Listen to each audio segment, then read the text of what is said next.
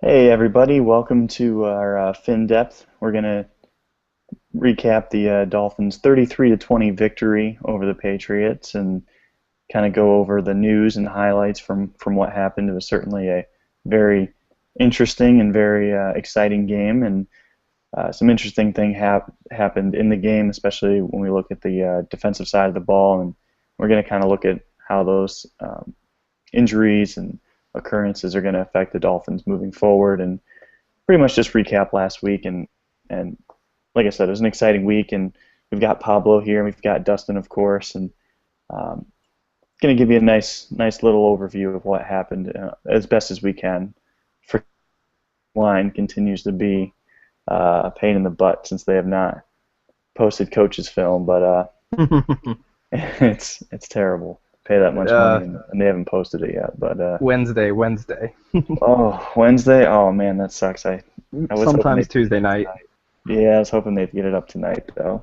hmm Man, I'm trying to write a good article. But all right, we'll get started. And obviously with the win, 33 to 20, a terrible first half. What were you guys feeling? Obviously, we saw Chris McCain block the punt, get a quick Right. touchdown. Things hmm started well. Then hmm everything kind of went downhill from there. What did you guys notice in that first half as the Dolphins seemed to collapse? At first it was kind of looking, kind of same old Dolphins kind of mentality. There from the offensive line was really actually doing okay even at that point, but Tannehill was.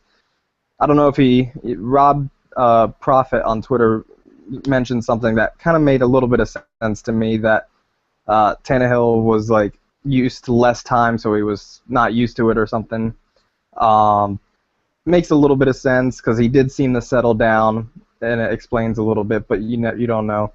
But just very sloppy. Yeah, it's Pablo here. Um, so, in case you guys were wondering, so I was kind of frustrated, probably like how most fans were. I thought that the team was really basically just killing itself. I mean, the Lamar Miller run was a beautiful run until he fumbled it. It was really one of the nicer runs I've ever probably seen Lamar Miller make in a Dolphins uniform. And and it just felt like the team was almost putting it together, and it just couldn't get it right. And hmm I remember thinking to myself at the half, like it's still a game, but if the team continues to play this sloppy, like there was that timeout because the offense hmm wasn't set up. I didn't catch which receiver was confused, but I think one of the hmm receivers didn't know what he was doing. Yeah, Tannehill was looking to his left before he called the timeout, so I don't know. I don't remember who was over there, but I'm gonna just guess it was someone over there. I think we all have a guess as to who it might have been, Right. but anyway, yeah, um, it was just one of those games where it felt like the team is in it, and if you stick around long enough, if things maybe bounce your way, it could work out. But I don't think I said it on Twitter yesterday, but unless you were a visionary, you were on drugs, or both, you couldn't have seen what was coming in that second half. No, no. um, Well, Go ahead. well, I mean, interesting that you say that because when you look at the first half, kind of as a broad picture, um, the Patriots really didn't stop the Dolphins. I mean, the Dolphins stopped themselves every time. You had the interception by Tannehill, which you could see he saw the interior pressure coming, and he kind of just lobbed up that ball. Um, hmm Looked like he might have had Wallace for a touchdown if he placed it well. hmm Um, we've talked about how Tannehill kind of has those 1 to 2 plays a game that you're just like, what the hell are you doing? That was his moment of that game. hmm Um, just lost every bit of poise and just kind of tossed it up there. So that hmm was an end of one drive. You had another drive, obviously, where you said like the fumble. Well, the Dolphins were driving on that, on the Patriots defense there. Couple drops negated a couple other drives. So really, I mean, entering halftime, they got the field goal, get the ball after half. even though everyone felt like crap and everyone was like, "Oh my gosh, like this team is just imploding already. Fire Philbin, fire all these people," which is just ridiculous to say at halftime of a Hmm. game where you're playing the Patriots. I mean, it's like that's why I wasn't really comfortable picking the Dolphins because there's so much new stuff that the one team you don't want to play is usually going to be the Patriots because they're going to Hmm. exploit that. They weren't able to, and then we saw in the second half execution was still off a little bit. You had the Clay drop, you had the Wallace drop, um, a couple drops by Wallace, a drop by Landry. I think it might have been the first half, but even if you're looking at the broad game picture, there was a lot of stuff that the Dolphins did that really just hurt themselves. The Patriots really didn't stop the Dolphins except for that one drive in the fourth quarter where they got to Tannehill. I think they sacked him first play. And then the Dolphins just kind of went into that mode where you're just kind of throwing 3rd and 15, and you're just kind of whatever on 3rd and 15. That's normal for an offense to just completely stall there. So that I wasn't worried about. But really, though, I was really impressed actually with their um, and basically the game plan. I mean, the game plan was solid. They didn't attack the middle of the field like I thought that they would have to, but I mean, everything else was really flawless, and it really helped having a running game for once. That was I really can't stress that enough that the running game was phenomenal.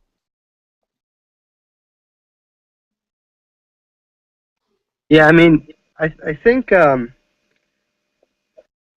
was the running game was definitely the most shocking part of that game. I think to me, we saw some glimpses that Moreno might be uh, a good, legitimate back, at least in our system in that Dallas game.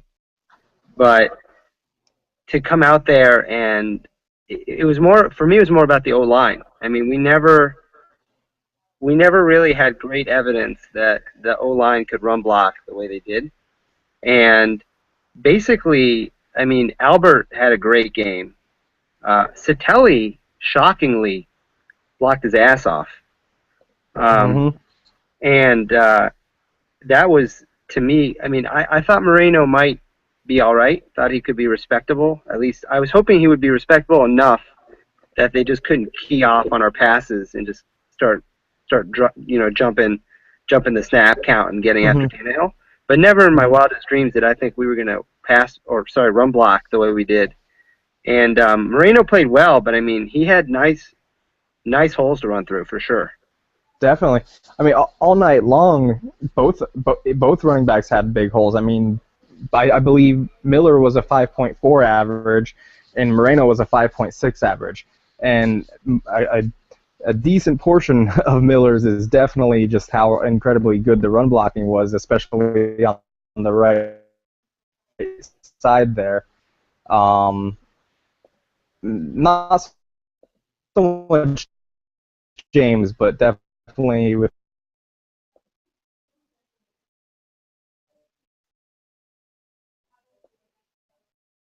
they were doing a pretty good job. And last year, that was one of my biggest critiques about our tight end unit. Yeah, definitely. I agree. I thought the interior line was shocking.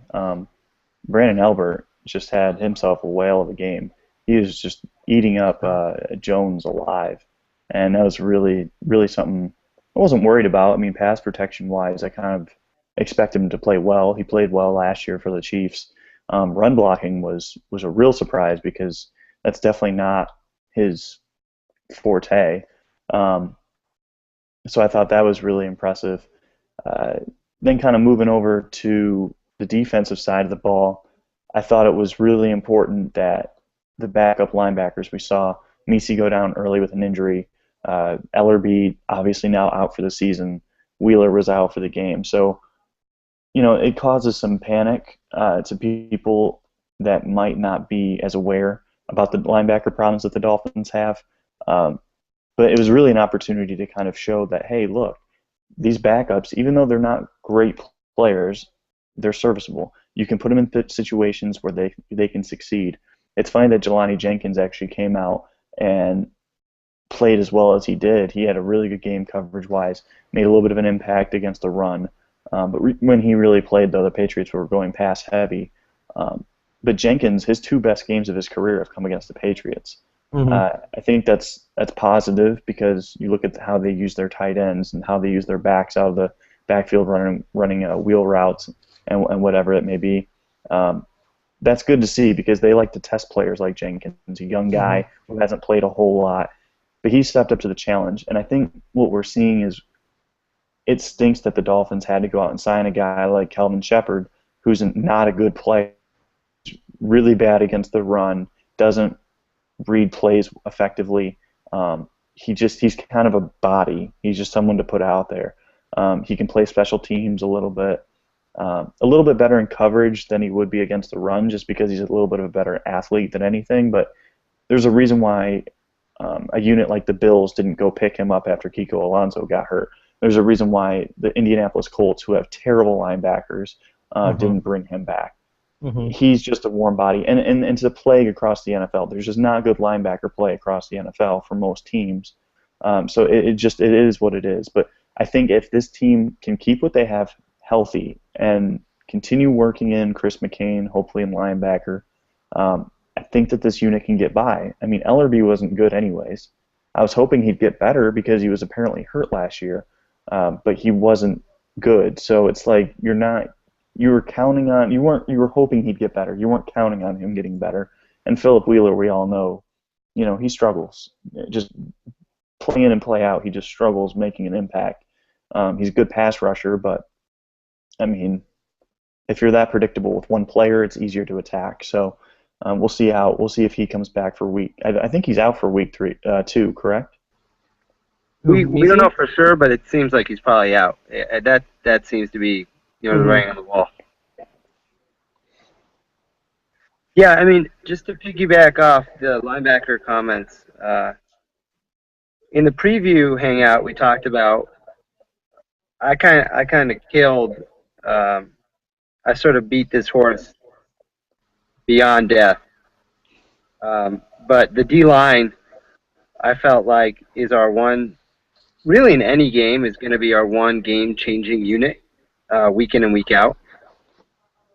Cam Wake is obviously just a complete disgusting monster, uh, and Starks is solid as hell. I mean, the whole D line is just a stacked unit, just a stacked unit. Hmm. And realistically, if that defensive line can get pressure with four, uh, you put Jelani Jenkins back there, and now we'll see how we do against teams that are running it a little bit better. But at least if the teams are passing, or if we can get up and get a lead, and then our defensive line can just tear into that quarterback, and I think it can completely shield a lot of that linebacker weakness. Well, one thing that we saw too is they utilized some 5-2 fronts with five defensive linemen and two linebackers, and then also 4-2-5, putting that extra defensive back on the field, which that was something I definitely was hoping that they would do Hmm. uh, entering the season, whether or not they had injuries or not. It just you want to get Misi off the field on third down or Ellerby at the time. You just with the Dolphins' talented secondary, especially if they look to bring in a guy like Chris Clemens, if they bring him back, which I think is a realistic possibility. Um, if they end up doing that, or even if they don't, you want that defensive back out there. You want either Jamar Taylor or Will Davis or Michael Thomas if it has to be. You want that guy out there because they're more talented naturally than um, the backup linebackers for the Dolphins, and that's just the way the league has gone. I think they played nickel defense with an extra defensive back almost 60% of snaps. And that's normal. That's league average now. That is what it Hmm. is. So Hmm. there's ways to scheme against having a bad linebacker core, at least as much as you can. Right. Going back to the defensive line thing, I wanted to note a couple things. The first I wanted to note was, did you guys happen to see Olivier Vernon's wicked spin move that he pulled on I think it was Soldier? Soldier, yep. Oh man, that was just retarded sick. But A line was ridiculous. It was such a Yeah. good, it was such a fun trench game to watch for the Hmm. Dolphins, which defensively is normally you can say that, but not offensively. Right. And then the other note is that following the preseason trend, I found it interesting that uh, Audric is the one that is getting the bulk of the snaps, whereas I think he had 69 snaps, and Mitchell and Starks both got like 47-ish. And that's something that is definitely continued over from the preseason. Yep, and last season too. Hmm. Audric was the leading snap getter amongst the defensive Hmm. line. Hmm. Definitely shows their value. I really hope they can lock him up to a contract Hmm. sooner than later. Yep. He's extraordinarily valuable to that defense. Audric is, I think his athleticism is like generally underrated. Hmm. He was. There was one play, I think it was in the third quarter, where he was just running with Vereen. Um, like it was to the outside, and I was like, "Damn, who's that huge guy running with Vereen?" And Hmm. then I realized it was Odrick, and he was just like running along with him. He made the tackle like 3 yards downfield, but it was to see a guy that big running with a back. I Hmm. mean, I think that I just think he's underrated, generally speaking. Hmm. Absolutely, absolutely. Would you guys? I know safety play was definitely a concern entering this game. Um, what were your guys' takeaways on how they played? Um, I kind of think that it's a little hard to have a final kind of conclusion positively or negatively just because of how erratic Brady got towards the end of the game. Because there were some throws there that he could have got on our safeties that he didn't. Um, but for the most of the game, I wouldn't say they were an issue. Yeah, I mean, I guess kind of like O line. At least with this safety squad, at least until Jones is back, my thought was the less we notice them, the better. Um, uh, you like to say that about the O line. Like if you're not really thinking about the O line, it means they're doing their job. Hmm. Um, but we're all kind of obsessed with the offensive line, so we watch them anyway. But Right. but I guess the one thing I was worried about from watching some Delmas tape in Detroit and then just some of the plays he had in the preseason was I was a little worried Delmas was going to get just so hyped up and he goes like 150 every play and that's good, but sometimes Ian, you wrote about this in the preseason, like sometimes just make the play you got and that's all you really got to do. And he over pursues. I mean, he sometimes he just over pursues because he's going so fast. Hmm. And I guess I just didn't really see. I haven't had a chance to watch the game again yet, but I didn't really notice that Delmas was like way out of position or overrunning tackles, and that's what I was worried about with him. I think as long as he plays that strong safety position like he played last night, I think you won't really see that issue too much. It's when Jones comes back and they're swapping back and forth the two guys because Yep, they're both pretty aggressive. That's when I am going to start worrying about our cornerbacks being on an island. yep, yep. I totally agree. That's why I think we could see Clemens sign after this Hmm. week. If Hmm. it's going to happen, it's a good time to. Um, but I mean, and even like Pablo said, I mean, I did rewatch the game, but you can't see the safeties off broadcast view, so it's Right. so hard to Yeah. tell. And the Patriots receivers are so limited with what they do. Hmm. Edelman can go Hmm. downfield a little bit. Hmm. He's just very aggressive, period, and I Hmm. actually hate that guy. Um, I mean, it's like a respect. I mean, I just Right. hate Right. that I can't respect him. Right. It's like Um, you hate Brady kind of thing. exactly. Oh, I can't stand Brady, but man, I respect the hell out of him. Right. Right. Um, but Edelman's the only guy that went vertical on the Dolphins. I Hmm. think someone got open. I can't remember who it was, but someone got open and Brady just missed. Um, Finnegan was burned. It might have been Tompkins. But nonetheless, Yeah. though, I think overall, I mean, you're looking at two plays where vertically the Dolphins were challenged. Mhm. Um, so you're kind of I think it's safe to assume until we get a chance to look in a little bit deeper what happened there that they were in good position. But I think once we play teams like Chicago later on, Green Mhm. Bay, Mhm. that's going to be a major question mark. Is can these guys just be in position? And because that's Mhm. what those offenses do is they force you out of position, and once that Mhm. happens, boom, it's gonna be a long day if you're not. So Mhm. I don't And know. I don't. Go ahead. I was just gonna say that I want to again reiterate that I feel that uh, Davis should be playing in the slot when the nickel package comes in instead of moving Finnegan inside, just because his hips issue, and he is very good when he stays in a back pedal, and you stay in the back pedal so much more when you're a slot guy. And a couple times in that game, he got his hips turned, and it didn't look good. He just wasn't thrown to. Yeah, I was. One thing that was kind of interesting. I don't know if you guys listened to any of the post-game quotes or interviews, but Abramson from the Palm Beach Post put up some post-game interview quotes Mhm. with the audio, and I think it was Michael Thomas. It may have been Delmas, but I'm pretty sure it was Thomas. Mhm. He said that at the half, the corners were talking and the safeties were talking, and they said, we're playing too soft on Mhm. coverage. And they said, if we give up something high, if we get burned deep, basically, so be it. But like, let's stop this dinking and dunking stuff, and Mhm. let's jam these guys. Let's get in a little bit tighter. Now, I don't I don't know how much of it in the second half was really them again, or just versus the D line just crushing. I mean, Right. Brady's Brady's accuracy, as predicted, under pressure, fell off a cliff. I mean, he was rattled. I don't know if he was rattled or he just didn't have time, but whatever the reason, he was throwing balls into the ground. Mhm. On top of that, I think last year his deep accuracy was only like 30%. Correct me if I'm wrong, but that's technically less of a percentage than Tannehill had last year.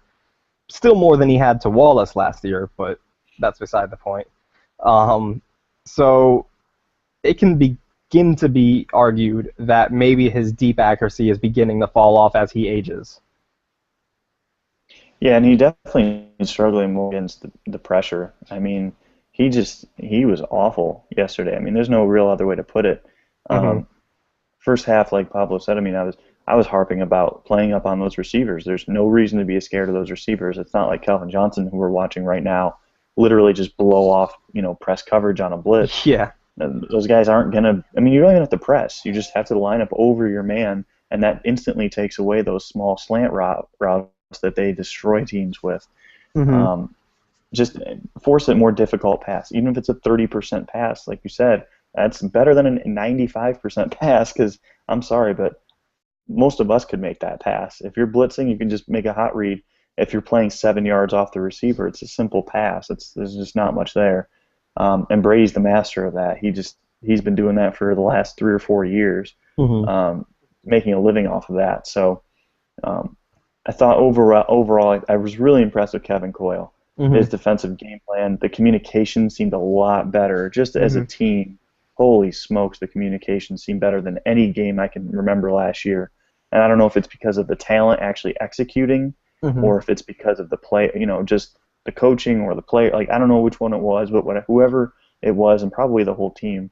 Um, thoughts aside on what we feel about Philbin, they all deserve a lot of credit. All of them Hmm. do. Hmm. Hmm. I mean, it's huge to be able to beat a team like that and start the season, especially with the history that's gone on with that organization here in the last few years.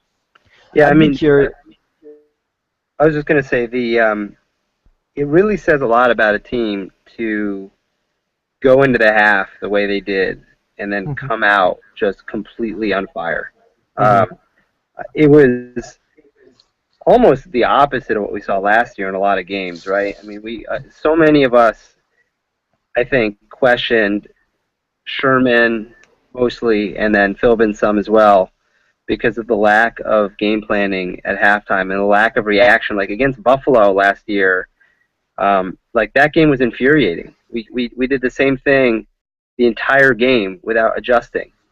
And at some point, you got to try something different if it's not working right now. Mm-hmm. I don't know how much of it in the second half, again, was just execution Mm-hmm. versus game planning, but whatever, because I don't know how much they actually did differently other than they actually executed. But Right. the fact that they came out and did that so aggressively and so efficiently was, I think, it's a testament to the coaching staff. I really do believe that.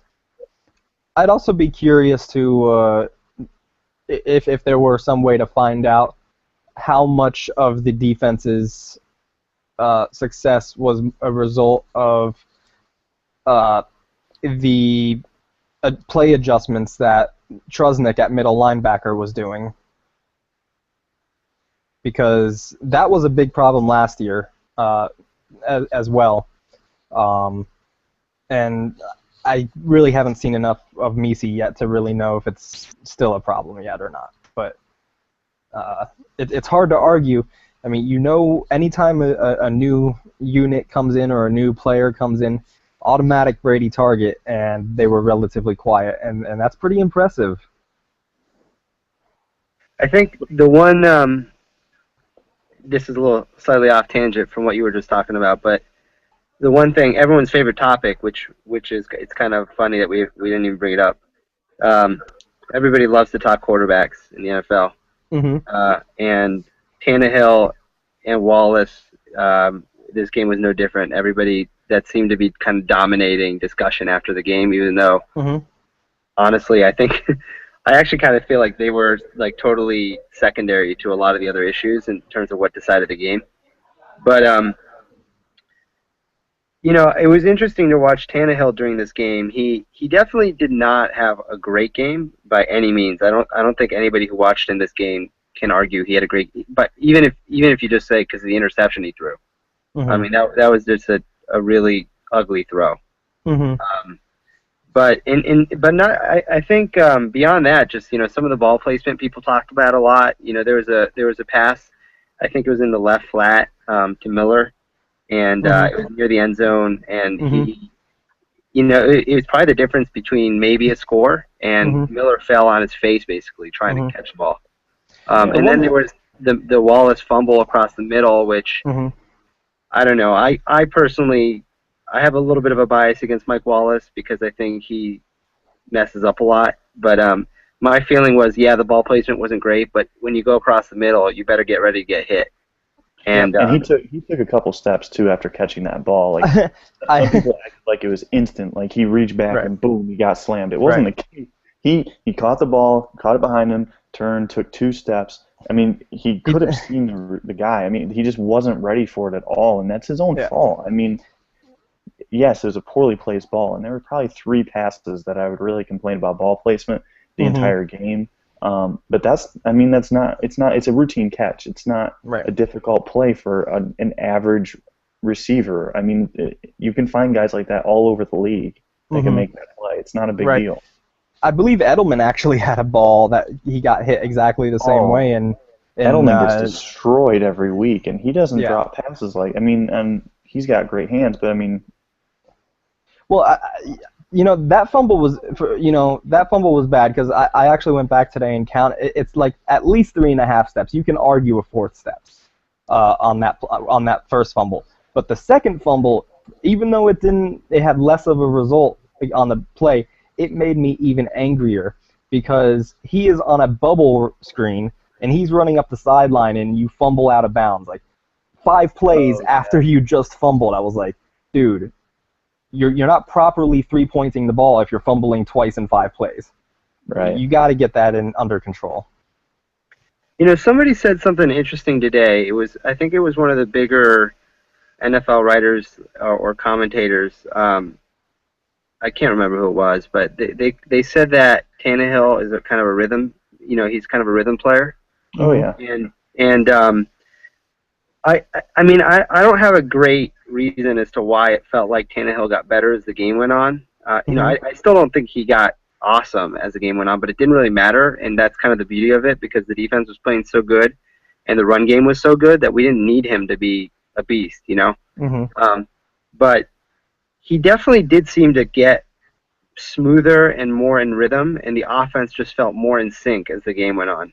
Mm-hmm. And Laser today, you know, all off season and before this game, Laser seems like the type of coach who is kind of he's just kind of a tough guy. Like he's not going to just sugarcoat things. Even if you play Mm-hmm. good and you didn't play great, he's Mm-hmm. not going to give you a pat on the back for that. Like he's Right. not going to baby you.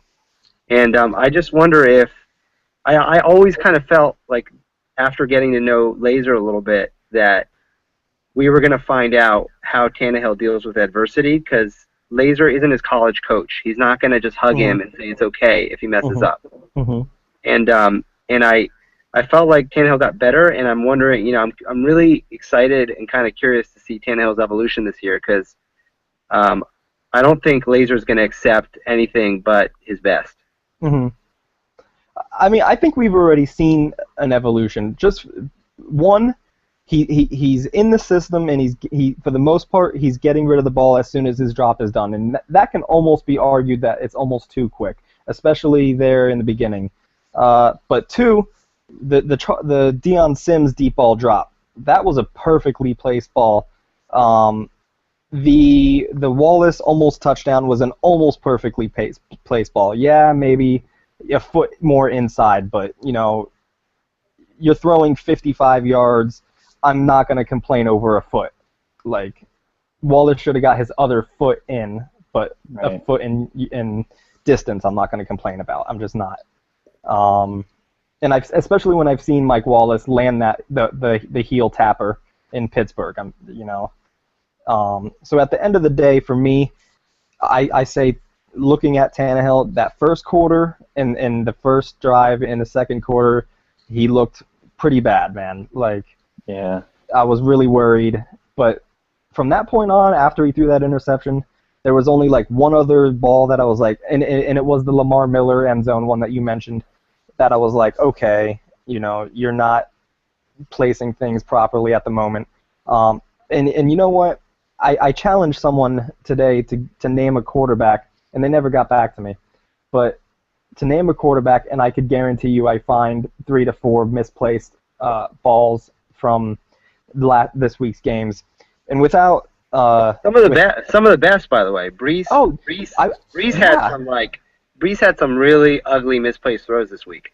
Absolutely. I went back. I went today and to the Broncos indie game from last night, and I used the search function, just typed in Peyton Manning, and I went through throw by throw by throw by throw, and I got through half the game and I counted 3 that were placed on the wrong shoulder, and I was like, people are complaining about these 4 throws, and yes, there's reason to complain, but we need a little bit of perspective. And when some people are saying, oh, it's a complete ball placement problem, like Yeah. there needs to be some kind of I think people don't either they're not watching the rest of the league or they're not watching the rest of the league with the same scrutiny.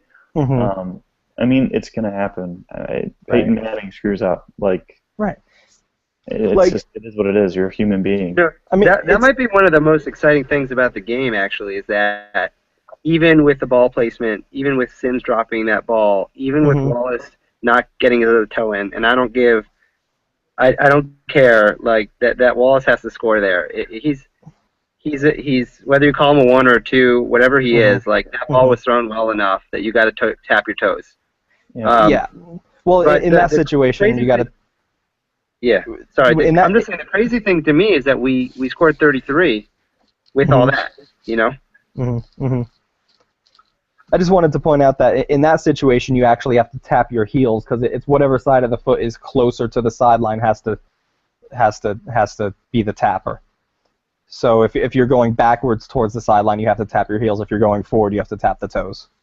So he could have fallen backwards and got that his other toe in, but he extended his foot out in his continued trajectory to go out of bounds. Any very preliminary thoughts? I caught some of the highlights. I watched a little bit of a condensed version of the Bears Bills last night, and seem to be really excited about the Bills, and I mean, I can't say that Manuel is the guy I get too excited for, but it just seemed to me watching the condensed version of the game, and that's obviously not the whole game, but the Bills defense looked like they played pretty well. It looked like the receivers on the Bills had some really nice catches on balls that were. I saw one Robert Woods catch that was like way overthrown that he extended, like he jumped up 2 feet, extended fully, and saved Manuel completely. Probably would have been a pick.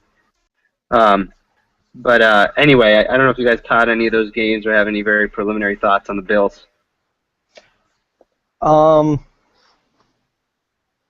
I actually haven't really watched any of their preseason stuff yet, or even the previous game, so no, not really. Just from last year, I'm with you. I'm not a big EJ Manuel fan. I thought he was better than the rest of the guys out of that draft year, especially like Geno Smith or whatever, but I still was not gung-ho about him. And I think, you add in the injury-prone stuff, and you're like, okay, whatever. But that is a stacked team. They lost Kiko Alonso, so their linebacking core is not quite as good anymore. But Super Mario, he did to Tannehill last. Right. He went to New Orleans, I believe, right? Yeah, that's right. Yeah. But we also Super Mario did to Tannehill last year in the fourth quarter, so we can't allow that to happen anymore.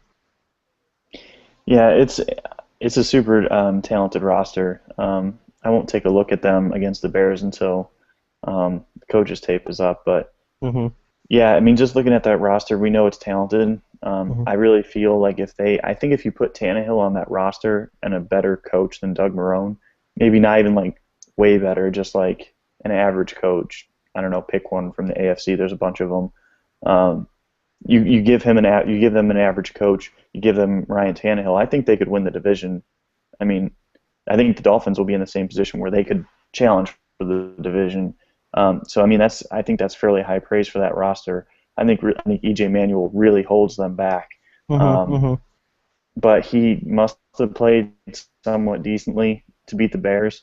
I think they scored like 20 points and they won in 5 quarters. So I mean, they're not going to be overly explosive. The Bears aren't as good of a defense as Miami.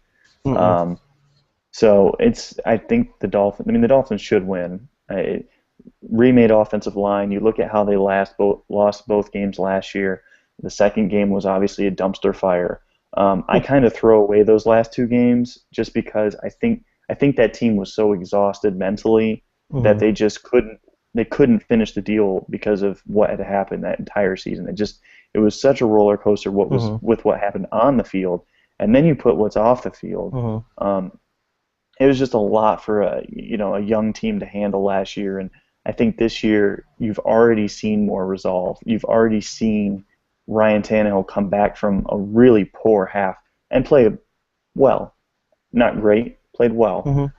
You saw, I mean, Moreno is just. I wrote this article last night, and as I was watching it again, it's like you watch it live and you know what's happening. I watched it again, and I was just like, you literally started seeing Mike Wallace play better in the second half, and he was fired up. He was fired up after catches, fighting for the ball a little bit more. And you saw it spread to everybody. Lamar Miller, I mean, everyone else looked so much better after Moreno kind of showed his, what he's got. And I think that he and Delmas and Finnegan, at least for week 1, were able to provide more on-field leadership than what I can remember since, years ago, since like Chad Pennington and those type of guys. I think this is definitely a winnable game.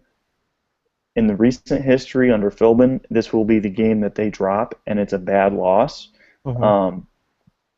So if they can win this game, I think it's a bigger statement as to where mentally and resiliency-wise, from what Andrew Abramson was saying after the game, it sounded like the locker room was upbeat, but they were realistic about the win. We'll see if that's the case. I mean, really, if they lose this game, it's a very big concern if they lose the game. But I think they should be able to win comfortably. I would say I think they're on the road, so I mean, really at 10 points would be fairly comfortable. It's tough to win by more than that.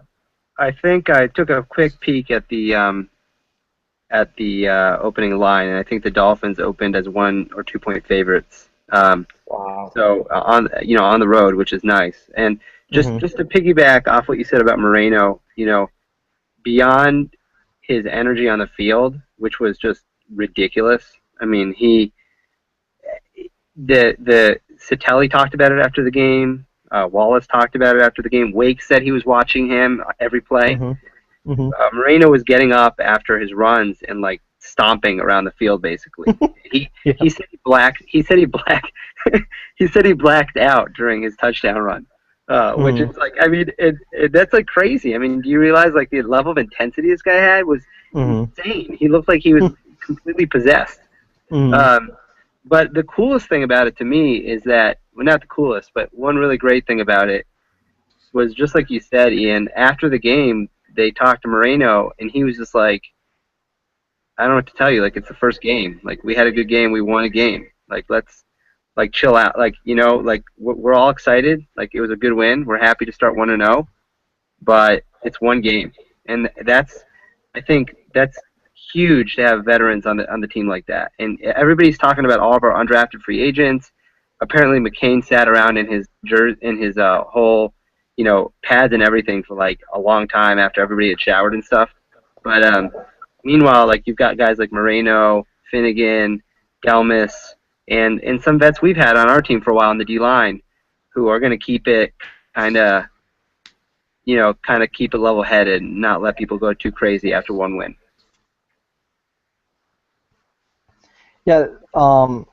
Ian, you were talking about leadership, and we have been hearing, all preseason about how Tannehill's stepping up in the leadership department, and he's talked about it. Some other players have talked about it, but I thought it was really cool to actually see it when he threw in the end zone. He on the third down when he tried to hit Lamar Miller on a slant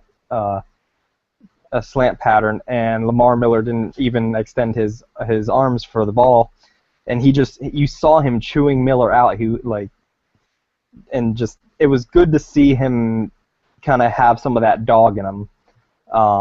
And then Finnegan, I don't know how many times I noticed, but Edelman was getting mad at Finnegan. Like Finnegan must have been running his mouth because Edelman was talking right back.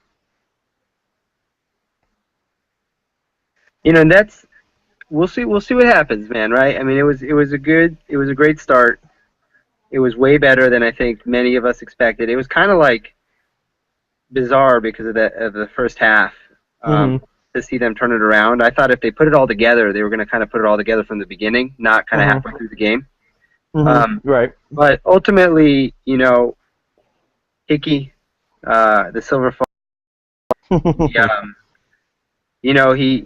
he, he talked a lot about character guys, and he talked. Mhm. We know he drafts a lot based on who's a team captain, stuff Mhm. like that, and we knew for sure that Delmas and Finnegan, when a huge component of why they were brought in was their attitude, for sure. Yep.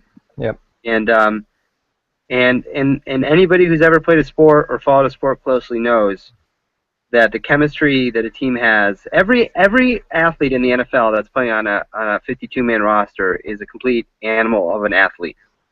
But to have a roster that's cohesive, where you've got leaders, where you've got chemistry, where everyone's playing really hard together, I think that's a lot easier said than done. And if you can do it and you can put that chemistry together, you can get results that are way beyond the talent level that you have.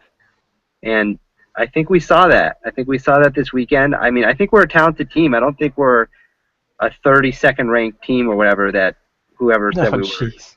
But The 29th or 30th, yeah. I mean, we're a talented team. But beyond that, I think if it all comes together with the right amount of leadership and execution, this team could be really exciting. I mean, they played a hell of a game, and we've got another really very winnable game coming up against the Bills. So we'll see what happens. Yep. And it By won't the be way, snowing. by the way, I think it looks like if Mort report Chris Mortensen, if he's right on this, it looks like the Dolphins might be getting Deion Jordan back uh, if this week, Oh, possibly as early as this week. That's because the because leg of the suspension. Yes, yeah. so go add, if you're in a fantasy league, go add um, Josh Gordon right now. I did that last week. I did too. I did too, actually. So go do that right now. It looks like the Dolphins might get Jordan back, and I don't know about Jones. I don't know about his status, but hmm possibly. It depends on what they were suspended for. hmm But that would be a nice boost. Is Definitely. part of that new agreement that not everybody can say they were suspended for Adderall, or is that still going to be the excuse?